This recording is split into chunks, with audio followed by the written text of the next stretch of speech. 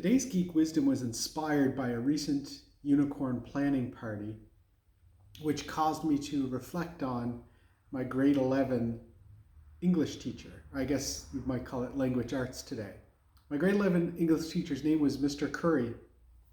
And from the very first day we entered Mr. Curry's class, he encouraged us to keep a journal.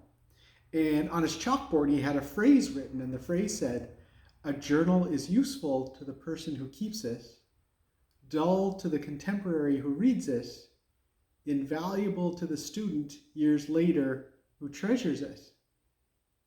If you ever went into Mr. Curry's classroom, it was kind of a mess. There was stuff everywhere.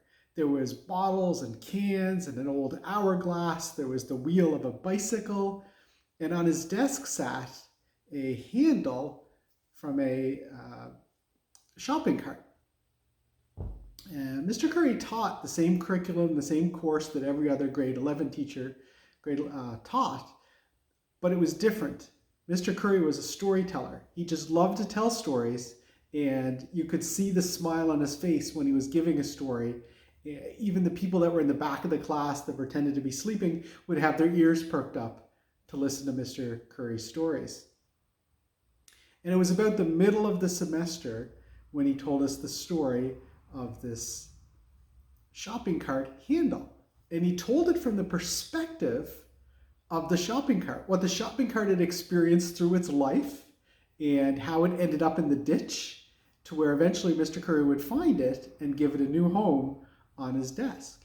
And what Mr. Curry taught me was that we all have this internal story that we tell about our life. And often the perspective of the story is from ourselves. It's about how we see things. But Mr. Curry's story was different. It was about the story from the perspective of this inanimate object, of something else, the shopping cart.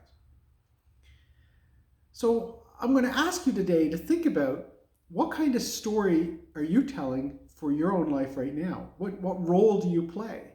Are you the protagonist, the hero? Are you the victim?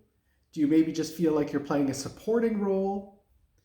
Think about what that story is. And if I told you that you had the ability to change it because it's your story and you're the only one that can change it and write it in a different perspective, would you believe me that I could do that you could do that? And remember, be proud of your inner geek.